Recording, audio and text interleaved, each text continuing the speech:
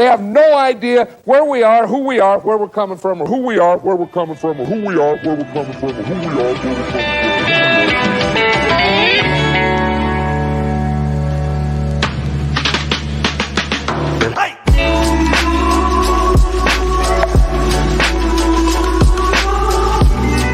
And this is the best of the best. Wow. That is football.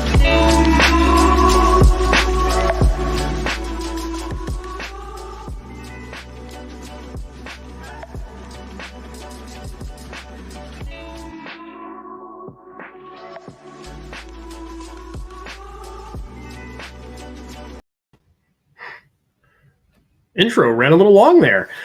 Sorry about that, everybody. Good evening, fantasy football fans. It is Tuesday, September the 20th. Week 2 is now behind us. We preview Week 3 this week. Welcome to the Chop Shop. I am your host, founder of Gridiron Ratings, Jeff DiMatteo. Our usual host, Ronnie Evans, was a late scratch. Turns out he had some pregame illness, couldn't join us tonight, so things might be a little disheveled. I apologize in advance. Little fuzzball on the mustache there. Gotta get that. So week 2 is wild. Probably not as wild as week 1. Definitely helped us learn quite a bit. Couple big news items we want to hit on. The first, the big one, this one to me is the elephant in the room as a 49ers fan. Trey Lance. He's gone down. He's done for the year. This is a guy that, hey, we're pinning a lot of fantasy hopes on him. A lot of folks had him pegged as a top 10, maybe even top 6 type of a guy with his rushing upside, etc. Goes down with a fractured ankle. Also had some ligament and it sounded like maybe some tendon damage to that ankle. They didn't really disclose a whole lot. I'm not loving that. Hopefully he comes back fully healthy and we can actually see him in full throw next season. So nothing but well wishes for Trey Lance. In the interim, the 49ers have new old quarterback. What is old is new again. And Jimmy Garoppolo, Jimmy GQ back in the lineup. Hey, look, we're not rostering this cat. We know who he is. We know what he is. If you're in super flex, if you're in, 2 QB leagues, things of that sort, hey, go get this guy, right? Like you can go ahead and use him, plug him in as a 2. You're going to be fine, but don't expect him to go out and hang 303 every week. That's not really who he is. You can go ahead and expect a pretty low output, probably somewhere in the 240 to 260 range. Maybe he gets you 2 touchdowns. He's not chipping in much rushing. We know that about Jimmy. However, 49ers play Denver this week in Denver.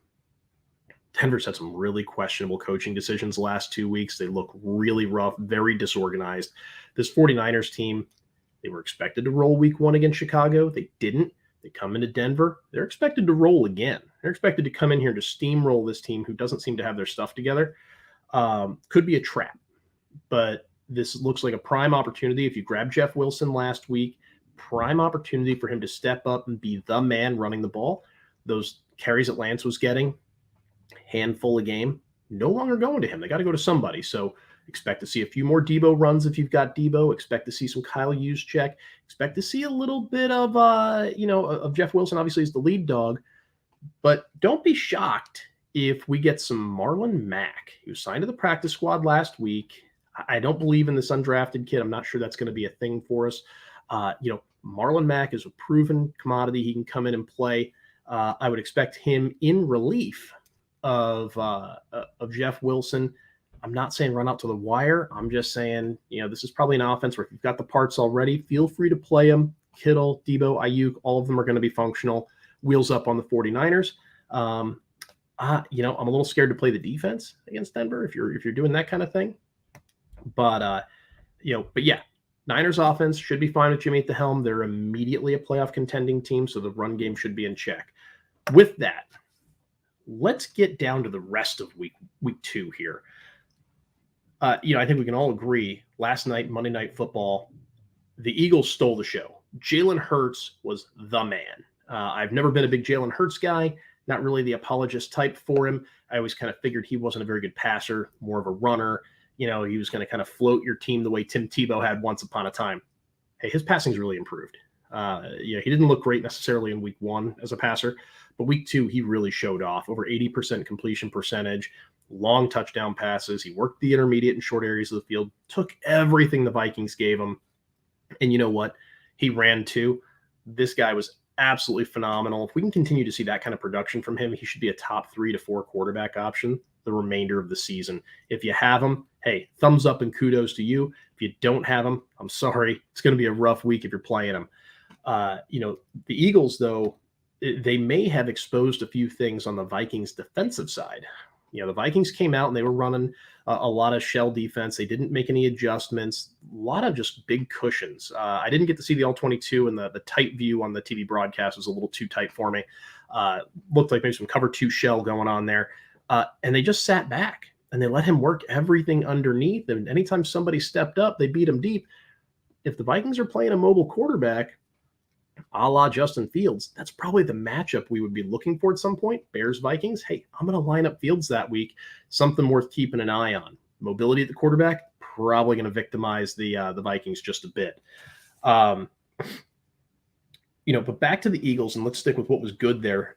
Hurts was great. We know that. Devonta Smith, heavily involved in the passing game, made for a really nice 1A to A.J. Brown. Miles Sanders, plenty of work. But something that was a little alarming, a little bit different to me, is that every time Boston Scott came in, it seemed like they had some kind of game going. They had some kind of cutesy play design or some kind of cutesy blocking scheme to spring him for larger kind of chunk plays in the run game. So Sanders, he's catching those standard, hey, we're pounding him between the tackles. We're running some gaps, some zone. We're going to try and, squeeze out 3, 4, 5 yards and hope for the best. There was a play at the end of the second half that was kind of the quintessential, what I call Boston Scott play here. Hurts is in the gun, about 3 minutes to go in the first half. Hurts takes the snap. He looks off to the right, fakes, hard pump fakes to a screen to one of the receivers, and then he quick turns, hands it to Boston Scott. The defense split like the Red Sea, and he took off up the middle for almost 20 yards. It was a great play design. Totally shook the defense, but those are the plays that Miles Sanders isn't getting right now.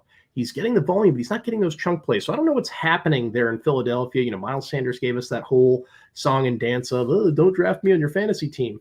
I wonder if he kind of knew he wasn't getting those cutesy plays, and if he was just being given almost like this Jordan Howard type of a role on the team where it's, a lot of flats, a lot of kind of swings, a lot of stuff between the tackles. Maybe he gets the occasional outside zone sort of thing, but he's not getting those big plays where he's in a position to get into the open field. So a little puzzling there. If you have Miles Sanders, it might be time to consider a trade. If you can trade him and get something of value in return, if you're in a keeper, dynasty, whatever the situation is, it might be time to move on. Excuse me, I'm fighting a little bit of allergies here. Just going to keep doing a little nose wipe here. I apologize. Miles Sanders is a target where, hey, he has some value as an RB2, RB3 type. He's flex worthy. He's still a capable starter in your lineup. But if you can move him, couple him with another piece, you can probably get an upgrade to that flex spot, especially if you're in a spot where you're 2-0 already, or maybe you're 1-1 and you lost a close one in one of those 2 weeks and dominated the other week. Feel your team out. You're starting to get to that point where you want to start making those minor trades to lift your team to the next level, right? Let's see. So Eagles, Vikings, talked about that a little bit. Vikings defense, we covered it. Sign up those mobile quarterbacks against the Vikings. 49ers, no Lance. The Raiders. Hey, man. The Raiders, this is a team we've got to get figured out. Devontae Adams has been a stud. Waller looks good. Carr looks good. It seems like, we just can't get the defense to get enough stops. That nonsense with Kyler Murray at the end of the Raiders game was really disheartening. They've got to figure out a way to kind of hem these guys in. That was a pretty questionable call to drop Chandler Jones and Max Crosby basically off to the goal line in an overtime situation. So hopefully they can get their play calling right, because this is a team that really needs to hit the ground running the next few weeks if they're going to compete in the AFC West. So with that, let's shoot through a little bit of week 3. Let's try to get out ahead of this thing and talk about the games that are upcoming. Thursday night, we've got the Steelers and the Browns. This game right here used to really mean something. I think a year ago, 2 years ago, we were more excited about this when it was, two teams that were probably on the brink of the playoffs. The Steelers, I think we need to see more out of Mitch Trubisky. He's really his lack of productivity is really kind of holding back Deontay Johnson, really holding back Pratt Freiermuth, really holding back Najee Harris.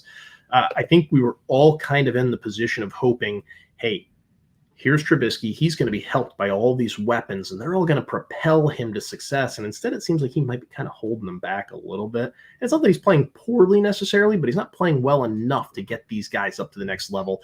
The Cleveland Browns, obviously Jacoby Brissett, he's played better than expected. I really felt like that was a team we could target and say, hey, if I'm streaming defenses or if I'm playing DFS, I'm going to target the Cleveland Browns because they shouldn't be very good. But Nick Chubb, Kareem Hunt, those guys have played well enough to propel that offense to a point where they're scoring enough to play with just about anybody. The Jets thing was pretty fluky this week. I'll give them that. They should have won that ball game.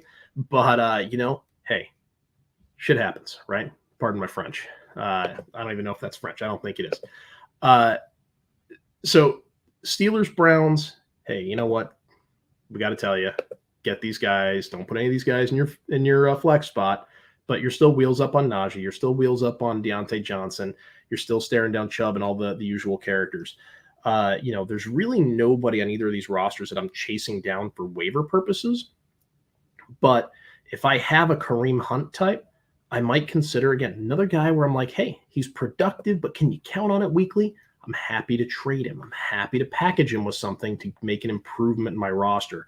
If you can pair him up with a guy on your bench, target a weak team and maybe has a good player, get that upgrade at wide receiver, get that upgrade in your flex, get that upgrade at running back, whatever that looks like. These are those players you want to start kind of eyeballing. Shooting right through the 1 o'clocks, Bengals, Jets, I don't know what's going on with the Bengals offense. Joe Burrow's holding the ball way too long. Seems like there's too many route concepts that are going too far down the field that's causing Burrow to continue to get sacked. This O-line was completely revamped. This is a situation where Burrow should have been ready to go. This should have been wheels up, Jamar Chase, 3,000-yard receiving season. T. Higgins was going to get 1,000. Joe Mixon was going to get a bazillion touchdowns. All these guys should have been excellent this year. They're not. We're 2 weeks in, and we don't know where the touchdowns are in this offense. I fully expect that they're going to rebound. Don't panic sell Chase. Don't panic sell Higgins, Mixon, or any of these parts. They're going to figure it out. You added a few pieces on the O-line. I think they're feeling themselves out, feeling out their offense. I mean, don't forget Joe Burrow missed some pretty critical weeks there with that appendectomy. It's going to take a minute to get back into a rhythm here, okay? So we're not panicking on the Bengals. They're going to be fine. I expect them to beat the Jets in North Jersey. Hey, Jets are much improved, but let's be clear, talent for talent, the Bengals are a better football team. If you're playing the Jets, we're on Zach Wilson watch now. We need to get this guy back in the lineup and figure out what this is going to look like for the future of Garrett Wilson. That's a key waiver ad this week. Go out and go grab Garrett Wilson. If you have that need at wide receiver, feel free to go nab him. Hey, 100-yard guy, got in the end zone, high draft capital dude, definitely worth snagging. Excellent compliment to Elijah Moore. Elijah Moore's not getting used enough. The hope is that Zach Wilson comes back in. Maybe we can see Elijah Moore work in the intermediate part of the field some more. And, get him and Wilson both active and see guys like Corey Davis kind of fall off and not catch any more of those fluky touchdowns like he did on Sunday. So, Breece Hall, active, gets himself a score. You've got Michael Carter's looked really good. A lot of parts in this offense looking good. I think once the quarterback position becomes solidified, and if Zach Wilson is that guy, if he's that dude, this offense can really take off in the second half, and that means really good things for your Hall, Carter, Wilson, and Elijah Moore shares. So hang on to those guys. They're going to be fine. Saints-Panthers. Carolina, DJ Moore is the wide receiver 40 in PPR right now. I don't know what's going on in Carolina and why Baker Mayfield hates number one receivers. He wouldn't throw it to Odell Beckham. He wouldn't throw it to Jarvis Landry. He won't throw it to DJ Moore. This guy just really loves throwing it to the other guys in the offense, like almost as if to give everybody the finger and just say, look, I'm this good that I don't need a superstar receiver. I'm going to make these other guys great. I don't know if that's true. Could be complete BS. Fact is, he's not targeting DJ Moore nearly enough. They're paying DJ Moore now. He got that extension. So we need to start looking at, hey, is this a situation where I've got to punt DJ Moore? I actually just got a trade offer. Somebody tried to send me DJ Moore in a package for Micah Parsons in an IDP league. It's not close. I'm not interested in DJ Moore as a wide receiver 40 through 2 weeks right now. Is Moore going to be okay? Yeah, he's probably going to be fine. But if you're selling him at this moment, you're selling him really low. And if somebody's offered him to you, be aware he's not getting the target share. This has been the Robbie Anderson show, and that's important to know. And if Baker's going to continue to target Robbie Anderson, this could be a really down year for DJ Moore. So we're watching this guy right now, keeping a close eye on him. We need to see signs of life, and that could very well be this week against New Orleans. You're looking at a situation where you've got Lattimore in that defense. They were no joke. I know Mike Evans got a game suspension. I don't think Lattimore did, but DJ Moore can move all over the formation. They leave him on the perimeter with Lattimore. He's in big trouble. It's going to be the Robbie Anderson show all over again, and we're going to be 3 weeks into a really disappointing start for DJ Moore. So definitely got to keep an eye on. If you're rostering him and starting him, you might want to get on the waiver wire and go flag down one of those high-profile rookies, Chris Olave, Garrett Wilson, etc. Go land that insurance policy. Heck, in a lot of leagues, I'm seeing Jarvis Landry is still sitting out there on the wire. He's a functional player that you can plug in, where if we're looking 2 weeks from now, DJ Moore still hasn't done anything, you can go ahead and plug in some of these other guys and probably get more productivity. Lions-Vikings. So Lions-Vikings, this is an interesting one, mainly because the Lions have scored like 30-something points their last 5 games. I mean, these guys have been absolutely incredible. Amon-Ra St. Brown is the truth. All the haters out there, I'm sorry, you're wrong. Amon-Ra is phenomenal. He is the security blanket for Jared Goff. We were saying it in the offseason. We said it preseason. We're still saying it here. It's coming to fruition. He is a legit wide receiver 1 right now for fantasy. He is getting a ton of looks, a ton of touches, and he's getting them on the ground too. He had an end around that went for, I think, almost 50 yards. And, they're finding ways to get this guy the football. Don't sleep on Amon-Ra. Swift looks really good. We were hoping to see something out of DJ Chark last week. We didn't really get that, but we did get a little bit of the third receiver they have there that now his name is escaping me. But we've seen the ball get spread around a little bit, just enough to keep Amon-Ra freed up. Hawkinson is not being targeted, though. This is a situation where if you spent reasonable draft capital to go get Hawkinson and you're trying to keep him in your lineup, hey, you might need to search around for another tight end option and start streaming a little bit. I'm looking at leagues where I have Dawson Knox sitting on waivers, looking at leagues where Mike Gesicki's been dropped. Both of those guys represent reasonable streaming options where you might have to start playing mass matchups and considering, hey, how much do I really want to try and leverage Hawkinson? It just doesn't seem like he's going to have the long-term staying power if the Amon-Ra and DeAndre Swift show keeps up. Excuse me 1 second. I apologize, allergies. I'll be sneezing and blowing my nose all throughout the show. So that'll be fun for everybody. Ooh, there it is. So the Lions, they're pretty good. Jared Goff is a real waiver wire pickup here. It's a guy that I like quite a bit. I liked him in preseason. I added him on a couple super flex teams. I've got him on my Scott Fishbowl roster, thankfully, because Trey Lance just went down. That was my other quarterback. The Vikings are a tale of 2 teams here. We don't know who we're going to see on Sunday against the Lions. Like this is a team that looked really good against Green Bay, and then they looked really bad against Philadelphia. I'm expecting to see more of the latter. I don't expect them to be very good. This is a good O-line in Detroit. They can run the football with authority, and then they can also beat you up at all levels of the field. So as I'm looking at this, the Lions should go ahead and win this football game probably pretty handily. I'm not concerned even a little bit. Wheels up on all your Lions players. Vikings, hey, it's still Justin Jefferson. We know what he is. We know who he is. He does his thing. Kirk Cousins, as long as it's not Monday night or Sunday night for that matter, Thursday night, really any primetime game. As long as it's at 1 o'clock, hey, we're wheels up on Kirk Cousins too. Like him just enough to go ahead and get some work in. So feel free to play those guys. Dalvin Cook, he'll get it figured out too. There's really no sell opportunities here.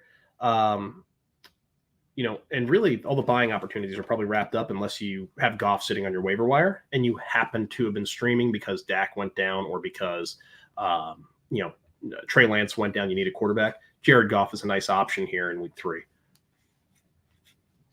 Next up, we've got the Chiefs and the Colts. So Chiefs-Colts is a game where, on paper, this looks like it should be a Chiefs rout, right? I mean, I think we saw from the Colts last week, they didn't look that good, and then they tied the Texans, so I think we all agree, generally not that good. So the Colts may have been a little overrated in preseason here, but it looks like Shaq Leonard could be coming back maybe this week, maybe next. Should be sooner rather than later from that back injury. That'll really help the defense out. You get Michael Pittman back from the quad injury. Alec Pierce comes back. Hopefully he makes it through the concussion protocol without issue. And then next thing you know, we've got a team at full strength again. And while I don't like the Colts' chances to beat the Chiefs, I really love Pittman's chances of putting up some big numbers if he plays. And I don't think the Chiefs rather have an answer for Jonathan Taylor. Jonathan Taylor is going to absolutely eat against Kansas City. There's not a team that can stop Taylor. So if you are, playing this game, you're looking at the Colts, you're looking at the Chiefs. Hey, look, you know what? Don't be afraid of Taylor. Don't be afraid of Michael Pittman. I'm not worried about any of these guys. Alec Pierce.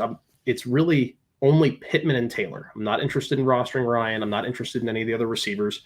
I just want those two guys. On the Chiefs side, you got the usual suspects. There's Pat Mahomes. There's Travis Kelce.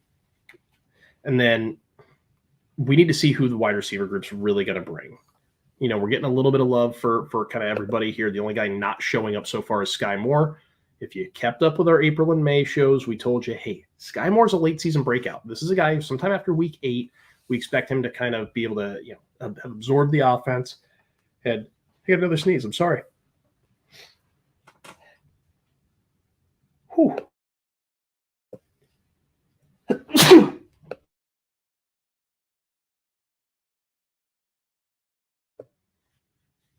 Sorry about that. That sneeze was stuck there for a second. Skymore is going to be a late season breakout, and this was the guy that we really needed to see him absorb the playbook, maybe wait for an injury or two, but as soon as he gets on the field, he's not going to come back off. He'll be the guy that can run enough routes, he runs fast enough, he's strong enough, he can take the ball in a lot of different ways, whether it's through a jet sweep or whether it's on a slant or even a deep route, he can take it at all levels of the field. So love on Skymore. He's probably available in your leagues. This is a guy where you probably need to have him buckled up in the next week or two and just bury him on your roster. And if you bury him on your roster and he blows up in week 8 or 9 the way a guy like Elijah Moore did last year, he could be a league winner for you and put you in a really good position moving forward. So just something to consider there as we talk a little bit about the Chiefs. Next up is the kind of the game of the week. I apologize here. These allergies are really killing me here.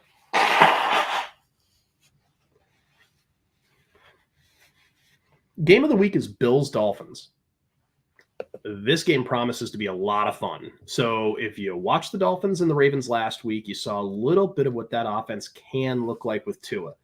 Everybody went nuts. If you had Tua in your league, you probably scored 50-plus points. If you're like me, he was on the bench in favor of Trey Lance in one of my leagues. Really didn't help very much. But Tua is the truth.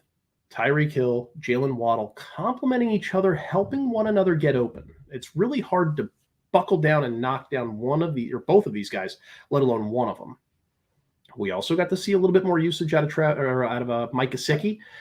This is the third option in the offense. This is the guy. Chase Edmonds hasn't really been doing enough to, I think, justify or playing well enough to justify the role. And then you take it a step further and you say, okay, well, where's Cedric Wilson? Good question. Where is Cedric Wilson? It's going to be Gesicki. I think all the blocking stuff in the offseason is a little overblown. I think all the potential trade stuff's a little overblown. We've been in on Gesicki from the beginning. I'm all about trying to run him. If he's on your waiver wire, go pick him up, stick him on your roster, leave him there. He was probably on a lot of benches and waiver wires last week, getting double digits at the tight end position. Tight end has been an absolute train wreck. Miami's going to put the ball in the air again. And Tyreek Hill, Jalen Waddle are every week wide receiver ones. I had the misfortune of playing in a league where I was up against Lamar Jackson, Tyreek, and Jalen Waddle. Needless to say, I didn't win that week, or win that matchup rather. But these guys are all going to play, and they're all going to play well against Buffalo. Buffalo's defense looked really good. They've looked really good against Tennessee and against the Rams. So far, the Rams haven't shown very much. They looked pretty okay against Atlanta, but, it's Atlanta. We kind of think Atlanta's not very good, right? That's on paper. They're just not a very good football team. Tennessee, very disheveled. If Derrick Henry gets bottled up, forget it. They really don't have a whole lot going on. So I don't see how this Bills team has seen a real test like this Miami team. So if you're telling me, hey, look, you got the safeties that are there with Jordan Poyer playing deep, and you're going to have, maybe I don't know if Tre'Davious White's going to be back yet. I've got to check on his injuries. But the Miami Dolphins have an opportunity to knock off the Bills, be the giant killer, and set up an entire storyline for week 4. Give me those Dolphins. I want all of them on wheels up. Bill's side, hey, look, it's still Josh Allen and Steph Diggs. We know what they are. Dawson Knox, tons of touchdown upside. Channing Tindall's been a little nicked up in the middle for Miami. I'm not sure how they're going to cover Dawson Knox. But the other receivers in Buffalo haven't really offered you very much in terms of, consistent target share outside of Gabe Davis, and he was hurt this week. Hopefully he comes back with a vengeance. This is going to be a situation where, how do I put this gently? If you can take away Steph Diggs, the rest of that offense is probably going to collapse. So right now they have Steph Diggs. He can beat Xavier Howard. He can be the number one. Josh Allen still gets his points. And then Miami is going to do everything they do to go ahead and run this thing up to 30 to 50 points and make Buffalo beat them in a shootout. So, in Miami, a lot of humidity. It's still pretty warm down there. I'm going to take the Dolphins. I don't know what the spread is, but give me the Dolphins. Wheels up on all those guys. I absolutely love it. I'm staying away from the team defenses. Happy to play the kickers. Give me some Jason Sanders for sure. Let's see, another 1:00 game. We got the Raiders-Titans. So we talked a little bit about the Raiders earlier, and we know what we have in Devontae Adams. And Devontae Adams has seen a tremendous target share. Hunter Renfrow got a few looks in overtime, and towards the end of that ball game, Darren Waller's been really useful, for as far as tight ends go. Running game leaves a little to be desired. This Titan team doesn't look good. This could be an opportunity for the Raiders to kind of use a get-right game early in the season here. So there's nobody on this Titans defense I'm afraid of outside of Jeffrey Simmons, and all he's doing is taking away the run game inside. So go ahead and give me all the Raiders guys. I'll start them all. I'm going to sit Treylon Burks. I'm going to stay away from Tannehill. Derrick Henry, you can play him if you like. I'm kind of out on Henry personally. I'm actually happy to trade Derrick Henry at this point in the season. This is a guy where we kind of looked at him and said, hey, a lot of workload. He might not be the guy we've known him to be moving forward. So I'm not afraid to trade the name cachet right now before they get into another shootout against the Raiders and he becomes kind of irrelevant by the third quarter. So Derrick Henry could be on the move. Go ahead and shake him from your roster if you got him. If you're in a position where you can acquire him on the relative cheap, yeah, sure, I'm happy to add him, but don't expect much in week 3. You really need to find an offense that's less potent to go against Tennessee to keep Derrick Henry relevant for all 4 quarters. So, excuse me one more moment. I'm well medicated, I promise, for these allergies, but it's still not treating me that well. Next game up, Ravens-Patriots. Hey, we saw the Ravens in the shootout. We saw Lamar do Lamar things this past week. New England's leaving a lot to be desired offensively. It looks like it's going to be the Jacoby Myers show moving forward. I don't know what's happening with Ramondre Stevenson. This guy looked great last year. He's really not shown up so far. This probably isn't the get-right game for him. That Ravens defense, despite what we saw against Miami, I think is a little bit more stout against a slower team like New England. They can really bottle this team up. And so I'm going to stay away from New England. I don't want Mac Jones. I don't want any of the running backs. I'll play Jacoby for PPR purposes. Maybe Hunter Henry if I need some touchdown upside. Potentially he could score 1. But, Ravens, hey, Bateman's the truth. I don't know how they're going to cover him. There's just no way. Even Devin Duvernay, if you're in a deeper league, I'm happy to have him, happy to play him. And that's a guy that I like quite a bit. But the Ravens should go ahead and knock off New England. I really love a lot of the weapons there. And we can get more into the stats later. But go ahead and go wheels up Ravens in week 3.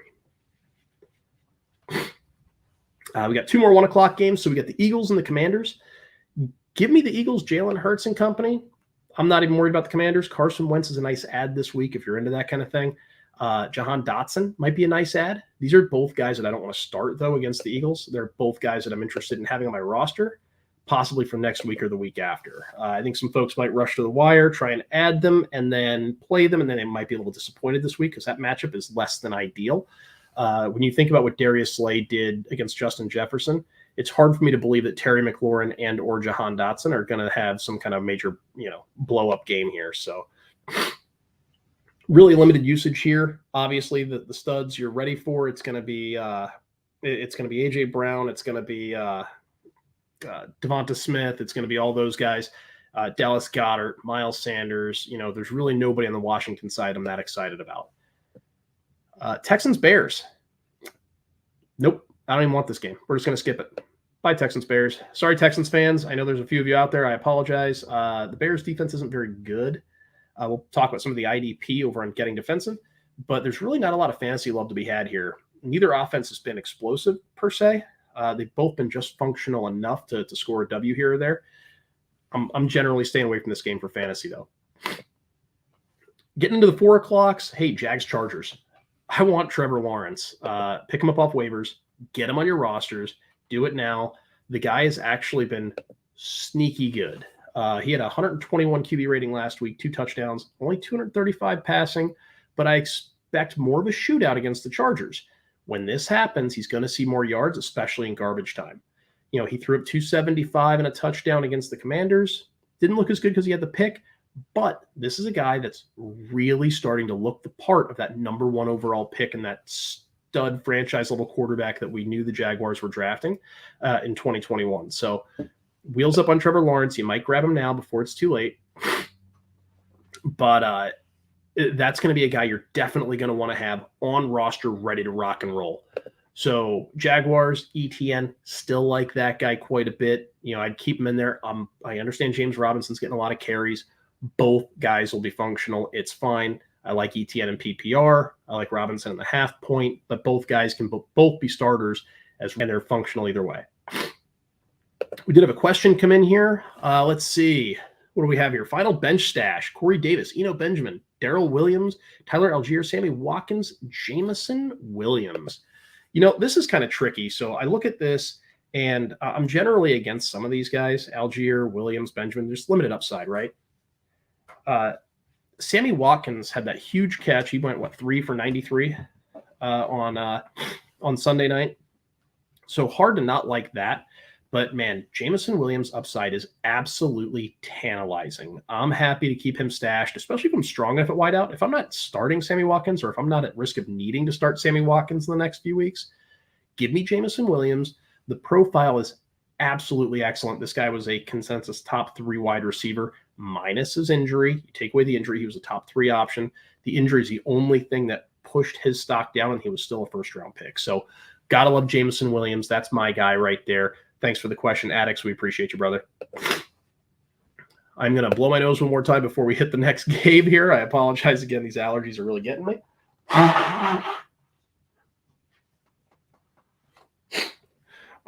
Let's see here. Who's up next? Rams Cardinals. Man, the Cardinals. That's another team that's in complete disarray right now. Not a big fan of what they've going on. I understand what they did in overtime against the Raiders. I'm with that. I'm not a Kyler Murray believer at this point. The weapons are questionable at best. The play calling is suspect. There's no real run game. The Rams are going to take advantage of this. That defense is really bad.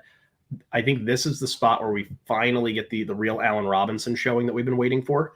Kupp, Robinson, Higbee should all go nuts. I love Stafford in this particular game. I'm willing to start benching Kyler Murray and just walk away. I know he's getting some fantasy points. I understand. But this game against the Rams poses a really bad matchup for him. This is going to be a situation where we say, all right, well, you know, how do they match up front? The Rams defensive front will absolutely crush the Cardinals O-line. That's a patchwork O-line. They've had some injuries already, and that D-line is going to crush. You've got Bobby Wagner and Ernest Jones in the middle of the Rams defense, patrolling the middle. They both offer really broad tackle radiuses. They both can go about 8 to 10 yards up from the point where they line up to cover some field. That means they basically have the whole middle of the field from the hashes almost out to the numbers covered between those two players. It means they don't have to dedicate a safety into the middle of the field, which really makes it tough for guys like Zach Ertz to get open. It makes it really tough to run a lot of those slants and quick hitting plays over the middle. Those guys are great at covering those while you can still leave Jalen Ramsey to move around and make some big plays defensively. So, you know, I don't love the way the Cardinals match up man for man against the Rams. I'm going to go ahead and take the Rams to win big. I'm staying away from all my Cardinals players. I mean, maybe you get some garbage time out of Hollywood Brown or Greg Dortch or something, but I'm not trying to bank on that. So I'm gonna go ahead and punt that game. Just give me all the Rams. I'm staying away from the Cardinals. Let's see, another 425 game, Packers Bucks. A lot of folks into this one for the late slate. You know, I don't love this. You're telling me the Buccaneers with Julio hurt, Mike Evans suspended, Chris Godwin hurt, Russell Gage hurt. the Bucs just signed, Cole Beasley to the practice squad, and he may have to play this week. And all the injuries they've had and losses on the O-line, that Buccaneers offense is a train wreck. And the Packers defense is a little underrated. They've actually got some pretty good players playing really well on their secondary and on their front seven. So I really think the Packers can actually shut down the Bucs offense this week just due to a lack of healthy parts and weapons here. Meanwhile, the Packers seem to be figuring it out with their receivers. Sammy Watkins, 3 for 90-something. He looked really good. You still got Bob Tonyan's working his way back from the ACL. Both running backs are starting to kind of look good and come into their own. Really liking what the Packers are bringing to the table here. The Bucs defense is tough. Don't get me wrong. But this is Aaron Rodgers getting a better feel for a lot of his weapons, and he actually has a lot of pretty decent ones. I'm not trying to go plug Randall Cobb in my starting lineup, but you know what? He can move the chains on third down to give, Aaron Jones and A.J. Dillon, these other guys, more opportunities at carries and quick catches. So definitely taking the Packers. I'm happy to start all my Packers against the Bucs. I'm probably going to stay away from a lot of the Bucs offense. If I've got them, I'm backing away. If there's any inkling of injuries and guys are missing time, I just don't love the way this lines up. It looks like the Packers could really shock everybody and put some pain on the Buccaneers. So next one up, we got Falcons Seahawks. Hey, you know what? This two teams that really shouldn't have any wins right now. And here we are, Seattle knocks off Denver. Atlanta, they're out here scraping and clawing. Both their games were pretty close. They should have won a couple of them. They didn't. What are you going to do? But the Atlanta Falcons remind me a lot of the Detroit Lions from last year. The Lions were a bad football team, but man, they fought every single week, and they were in every single game doing just enough to make your life miserable. I think they can make life miserable in Seattle on the road here. They're getting out of their own way. They're getting out of their own town. Seattle's kind of, they're feeling themselves a little bit despite getting smacked by San Francisco. Watch for Atlanta to come in and go ahead and roll over Seattle. And so I'm really excited about getting Kyle Pitts back on track. There's no Jamal Adams here. You're looking at Quandre Diggs is probably going to be the guy that'll have to roll coverage over the top of Kyle Pitts. I prefer Pitts in the matchup. Jordan Brooks, Cody Barton, neither of these linebackers are kind of coverage guys. Uchenna Nwaisu's a nice edge. None of these guys project as the guy that's going to cover Kyle Pitts. If some owner in your league is stressed out and wants to trade Pitts, now's the time to go try and get him. I doubt anybody's selling him right now, but if they are, this would be a great week to do it because you know what? You go buy him, you get him, you plug him in against Seattle. He gets you 5 for 65 and maybe a touchdown, and you're feeling really good all of a sudden. Seattle, Lockett starting to really look good with Geno Smith. We're wondering what's going on with DK. I'd love to see some more DK love here. He gets a big play here, big play there, but we're not getting enough consistency out of DK to feel comfortable. I'm going to go ahead and I'm going to assume A.J. Terrell is going to be catching a lot of DK Metcalf. Wheels up on Tyler Lockett. Give me Kyle Pitts for the Falcons. Give me Drake London. I think the Falcons win this game. There's going to be a lot happening there. So definitely like that game a lot. We've got 2 more games, and then we're going to try and buzz out of here with some final thoughts. So we've got the 49ers and the Broncos. Hey, look, man, the 49ers got Jimmy G. We talked about it earlier. We love Jeff Wilson now. He's going to get more touches without the quarterback, usurping carries. Hopefully George Kittle comes back, and if that becomes the case, more options means more open routes for Debo, more open routes for Ayuk. Denver's just not good right now. They have good players, but they have bad coaching. Something's going sideways there. Give me all the Niners. Russ is still getting his numbers for Denver, and he'll get his numbers against San Francisco. Don't be shocked to see the Broncos lose and have Russ go for 325 and a touchdown just because they can't get it down the field twice. Russ will probably get a lot of those in the back half of the game. He's not going to run a whole lot.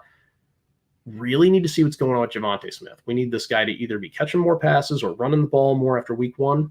11 catches for Javonte. This is a guy where we're like, whoa, is this Christian McCaffrey? What's happening here? Kind of came back to earth in week 2. Need to see some more consistency out of that guy.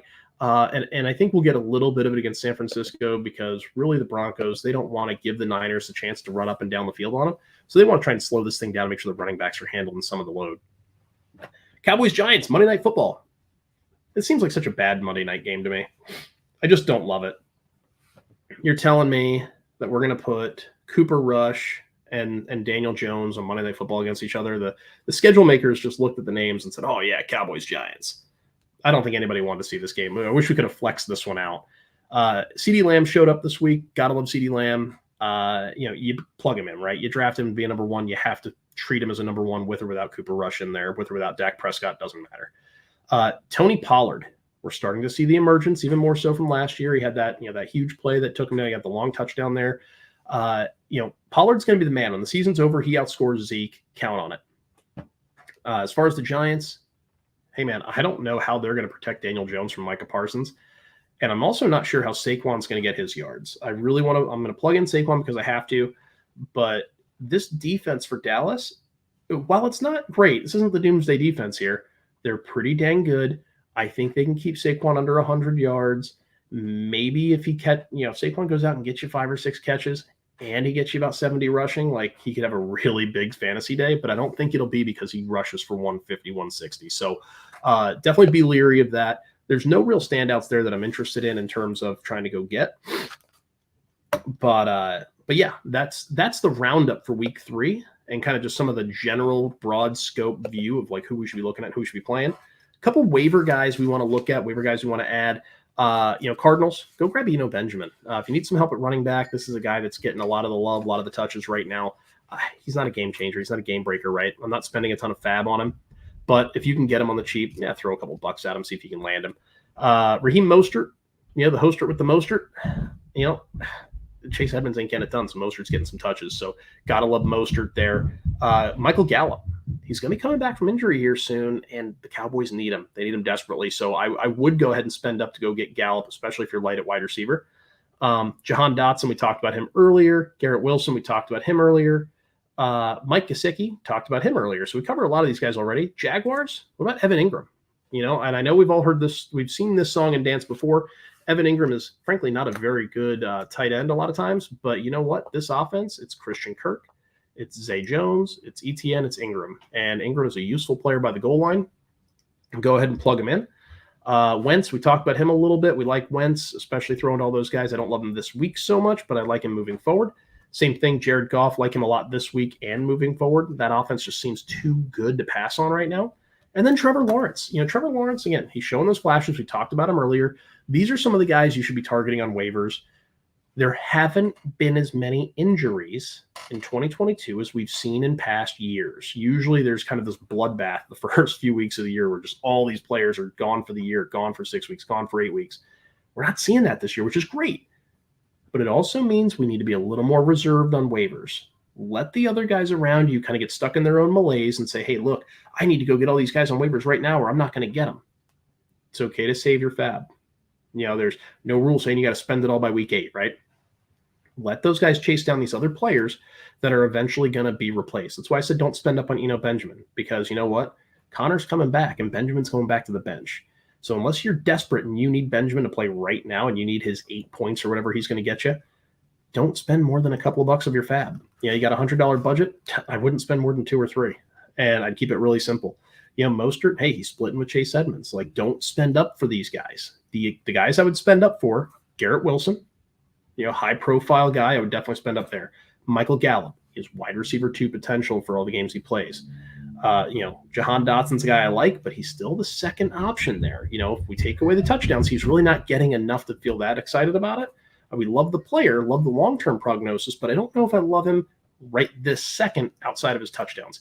Gesicki, Ingram, Wentz, like all these other guys, they're good players, but again, don't blow up your fab unless you're desperate for a filler.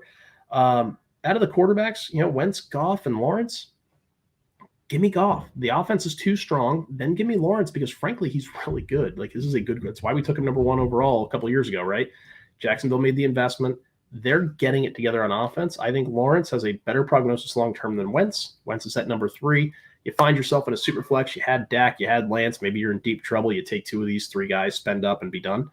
But if you don't have a need being the operative verb, not want, if you don't have a need, don't spend up here. So it's week 3. Be patient. There's going to be more attrition. Keep that fab so when something really bad goes down and you need to get a player, you've got that leverage fab-wise over the rest of your league. So with that, I don't know how I managed to babble for 44 minutes I need to blow my nose again and, breathe, I guess. So with that, we're going to endeavor to do better next week. Hopefully I won't be fighting allergies here. Ronnie will be back to help pace the show a little bit, and we'll have some of our notes back to throw some more stats for you and some cool shit. We'll make the show a whole lot better next week. So I apologize, but I do wish you the best of luck in week 2. If you have questions or you need anything, shoot us a comment right here on the channel. Go to Gridiron Ratings at YouTube here. Just leave us a comment. Hey, man, I need lineup help. Hey, I need this, I need that. Or hit us up on Twitter, at Gridiron Rating, or you can hit me up directly at NFL_DiMatteo. I'm happy to help you out. We've got a team of great guys that all want to just help out. Be sure to tune in 8 o'clock in about 15 minutes for Getting Defensive if you're into IDP. Also, we've got a couple other shows. Next Man Up is going to be coming out on Thursday mornings. They record Wednesday night, release on Thursday morning. Get you ready for your week with all the injury updates and all the injury news. We've got a team full of doctors here to help out with that kind of thing. And then we've also got the slate if you're into DFS. Check that out on Saturdays. We're doing that at 9 p.m. So we'll be ready to help you out with all kinds of stacks and get you rolling for your DFS season.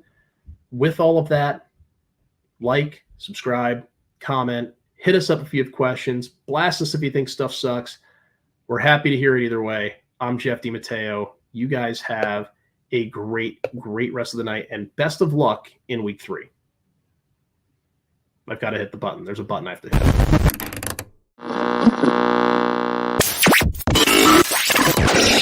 They have no idea where we are, who we are, where we're coming from, or who we are, where we're coming from, or who we are, where we're coming from, or who we are, where we're coming from.